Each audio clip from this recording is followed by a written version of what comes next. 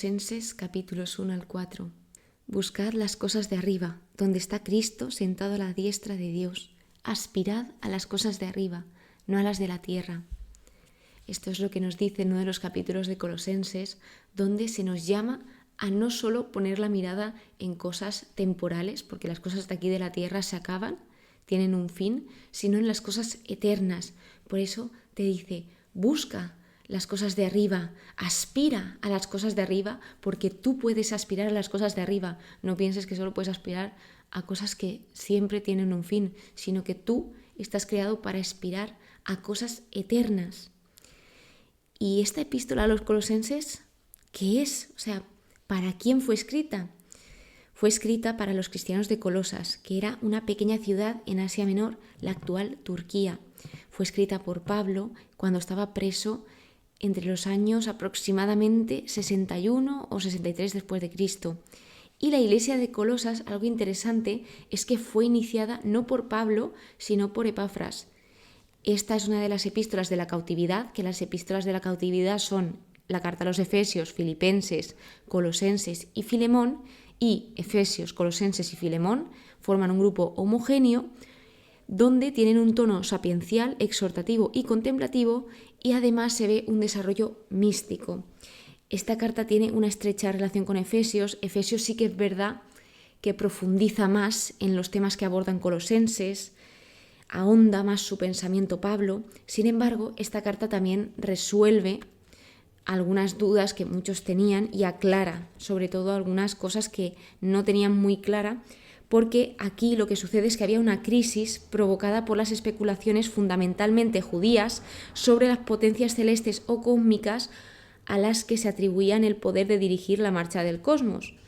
Entonces, bueno, esta carta es una respuesta a las noticias alarmantes que Epafras le trae, que Epafras es el representante apostólico, y nada, pues Pablo, en vez de quedarse quieto y no hacer nada a pesar de estar preso, él actúa y responde con esta carta, intentando pues aclararles, como os decía, esas dudas. La carta aborda una mezcla de enseñanzas falsas que se les estaban enseñando cuando no eran ciertas. Esto es lo que va a desmentir Pablo. Pablo lo que siempre quiere hacer es ir con la verdad por delante. Entonces él lo que quiere es quitarle esa venda de los ojos y no dejar que les engañen. Destaca la centralidad de Cristo y la vida transformada que los creyentes deben llevar en él. Y pues vemos cómo ellos sí que se estaban comportando y llevando una vida según Cristo, pero había pues lo que hoy también tenemos, que es expresión social. Entonces esta carta, otro de los propósitos que tiene es que él la escribe para animarlos y retarlos a una mayor devoción a Jesús. Así que pues, básicamente esta carta es para tener un mejor entendimiento de Jesús. El capítulo 1 empieza saludando de parte de Pablo y Timoteo.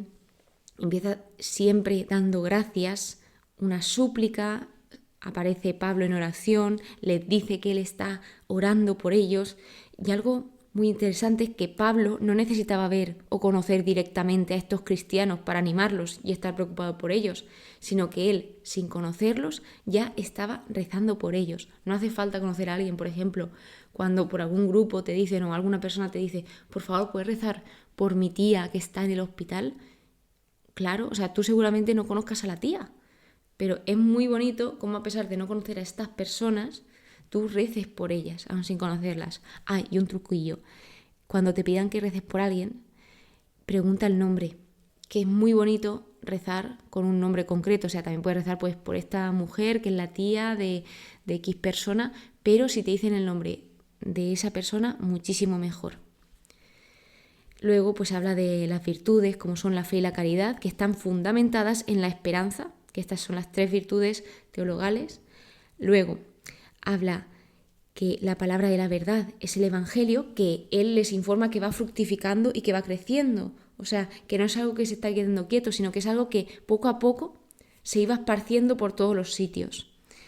Y él lo que pide por ellos es que llegasen al pleno conocimiento de la voluntad del Señor, para que procediesen de una manera digna del Señor, agradándole en todo, fructificando obra buena y creciendo en el conocimiento de Dios.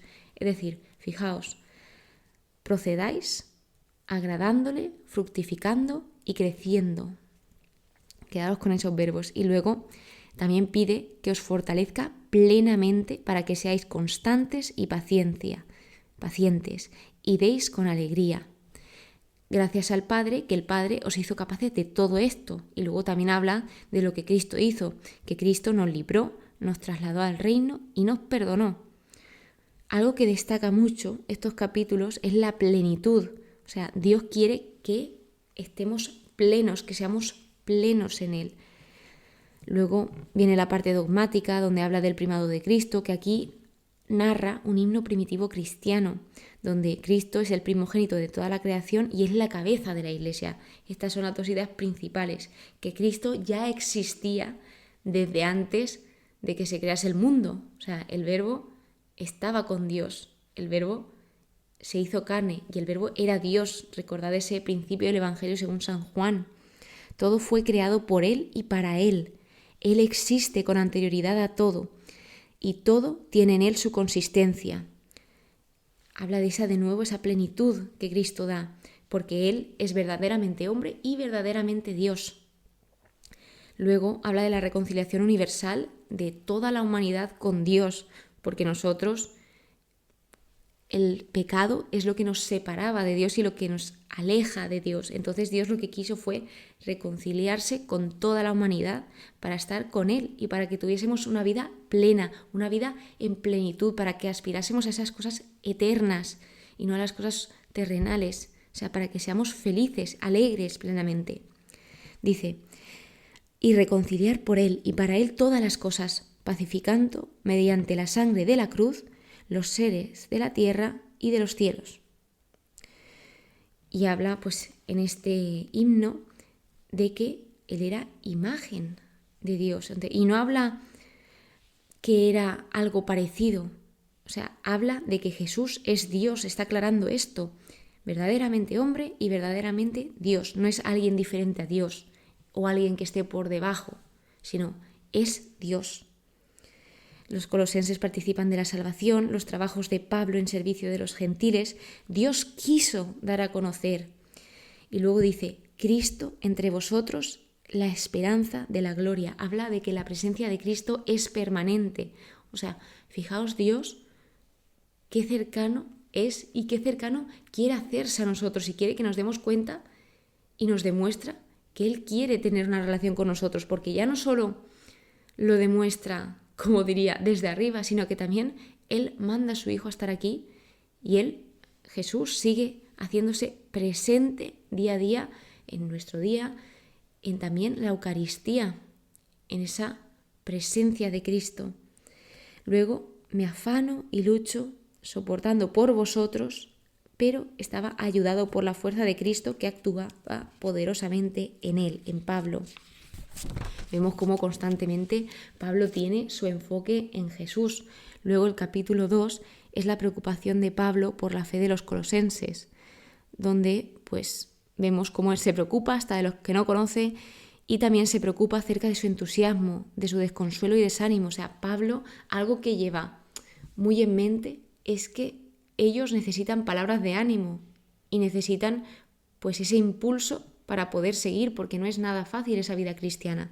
Entonces dice que estaba soportando una dura lucha por ellos. Dice, a ver si al enterarse recuperan el ánimo y unidos íntimamente en el amor, alcanzan en todo su riqueza la plena inteligencia y perfecto conocimiento del misterio de Dios. O sea, continúa diciendo, en el cual están ocultos todos los tesoros de la sabiduría y de la ciencia en Cristo. Y luego les advierte, para que nadie os seduzca. Vienen unos avisos acerca de los errores y empieza a hablar de la verdadera fe en Cristo y las vanas filosofías. Vivid según Cristo Jesús. Permaneced arraigados y edificados en Él, rebosando agradecimiento, o sea, que seamos agradecidos. Y luego dice, mirad que nadie os esclavice. O sea, Dios lo primero que quiere es que seamos libres, que es lo primero que nos dio en Génesis cuando crea el mundo. Lo primero que nos da es la libertad. Entonces fue viendo cómo el pecado nos hacía esclavos y por eso manda a Jesús a morir por todos nosotros para que seamos libres, porque aquel que nunca pecó nos liberó a todos que sí que hemos pecado.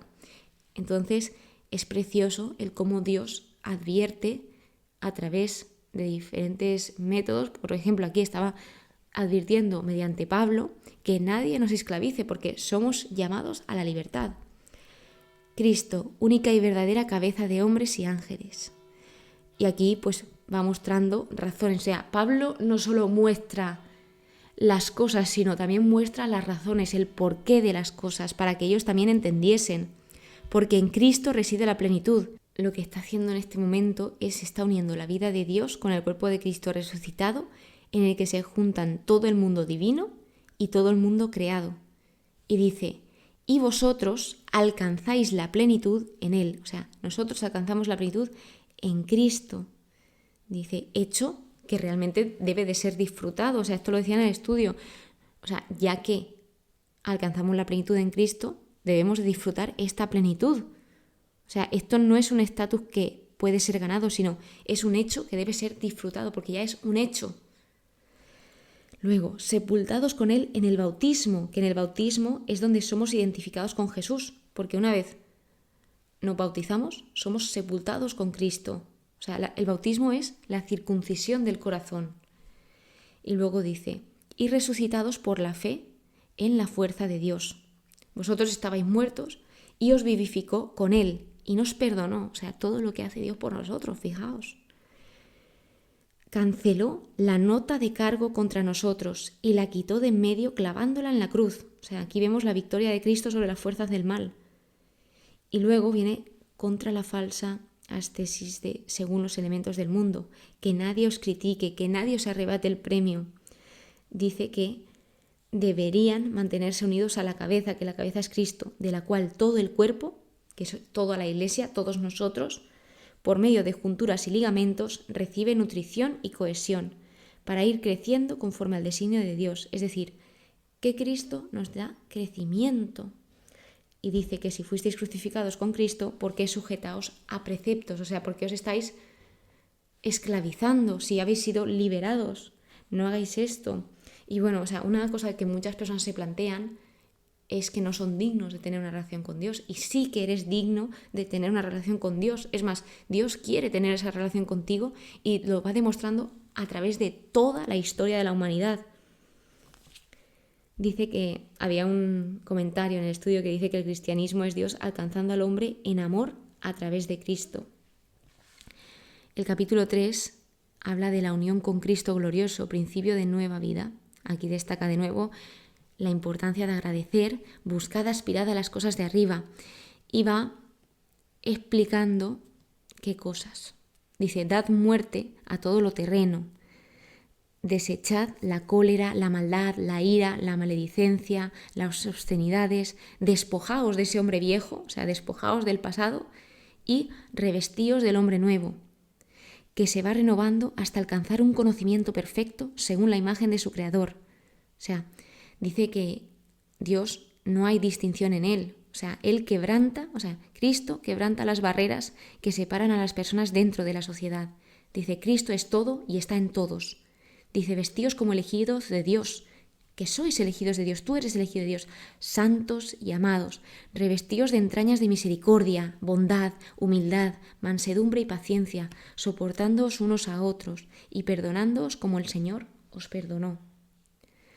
Por encima de todo esto, o sea, cuenta todo esto de lo que te tienes que vestir, pero por encima de todo esto hay algo más importante. Y te dice, revestíos del amor, que es el broche de la perfección. Qué bonito.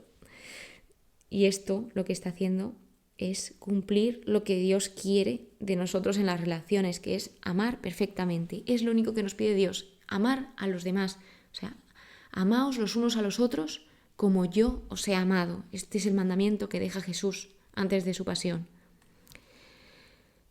La paz de Cristo reine en vuestros corazones, sed agradecidos, la palabra de Cristo habite en vosotros, instruíos y amonestaos, cantad a Dios. Todo cuanto hagáis de palabra y de obra, hacedlo todo en el nombre del Señor Jesús, dando gracias a Dios Padre por medio de Él. Y luego vuelve a nombrar aquello que indagamos más en Efesios, que son las relaciones familiares, las relaciones en general con los demás, y se nos anima a poner en práctica en el Señor todas estas relaciones, a incluirlo en nuestras relaciones y a tenerlo en mente. Porque si tenemos en mente a Dios, ¿cómo trataba a Cristo a los demás? Pues de una forma preciosa, de una forma totalmente entregada, poniendo a los demás por delante de sí mismo, o sea, negándose a sí mismo para servir a los demás. Y habla de la relación de las mujeres a los maridos, de los hijos a los padres y viceversa, de los esclavos a los amos, todas de un lado para otro y de otro lado para el uno que venía. Todo cuanto hagáis, hacedlo de corazón, como si fuera para el Señor y no para los hombres. El amo a quien servís es Cristo. Para Dios no hay favoritismos, es decir, recordad aquello de para Dios no hay acepción de personas. Por último, en el capítulo 4, habla del espíritu apostólico. Sed perseverantes en la oración. Perseverantes, construir en el cimiento, mantenerse fuerte. O sea, y esto, el ser perseverantes en la oración, conlleva un gran esfuerzo, porque esto debe ser aplicado de una manera calmada y la oración no es fácil. Muchas veces nos cuesta muchísimo pararnos y ponernos a orar tranquilamente con Dios por todo el jaleo de la vida de hoy en día, que no paramos de un sitio para otro, y aquí se nos invita a guardar ese tiempo con Dios. Y sí, pues por la razón que sea, vas siempre muy apurado, muy apurada, tú también puedes hablar con Dios pues como hablas con cualquiera, sino pues imagínate que estás yendo a cualquier sitio, Señor, pues gracias por esto, Señor, necesito esto, cualquier cosa.